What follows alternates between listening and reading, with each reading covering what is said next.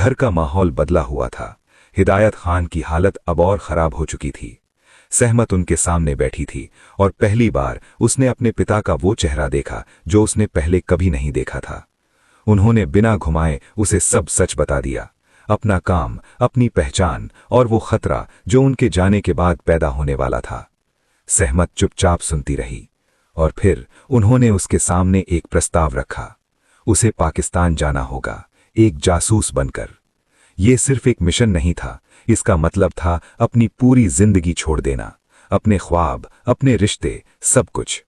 सहमत के पास दो रास्ते थे, या तो वो इस सब से दूर रहकर अपनी जिंदगी जीती, या फिर वो उस रास्ते पर जाती जहां से वापस आने की कोई गारंटी नहीं थी। कुछ पल की खामोशी के बाद उसने फैसला ले लिया। उसने हां कह दी। सहमत के हां कहने के बाद सब कुछ तेजी से आगे बढ़ा। उसके लिए एक योजना पहले से तैयार थी। उसे पाकिस्तान भेजा जाना था, लेकिन एक जासूस के रूप में नहीं, बल्कि एक बहू के रूप में। उसकी शादी पाकिस्तान आर्मी से जुड़े एक परिवार में तय कर दी गई। ये वही परिवार था जिससे हिदायत खान के पहले से संबंध थे। उसी भरोसे का इस्तेमाल किया गया। लड़का था इकबाल सैयद, एक पाकिस्तानी आर्मी अफसर और एक प्रभावशाली परिवार का हिस्सा। सहमत के पास अब सोचने का ज्यादा समय नहीं था।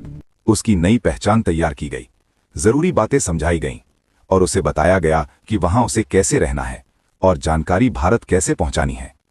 कुछ ही समय में शादी हो गई और इसके साथ ही उसकी पुरानी जिंदगी खत्म हो गई। अब वो दिल्ली यूनिवर्सिटी की एक छात्रा नहीं थी, अब वो पाकिस्तान आर्मी के एक अफसर की पत्नी थी जो सरहद पार कर चुकी थी और अब उसकी असली परीक्षा शुरू होने वाली थी।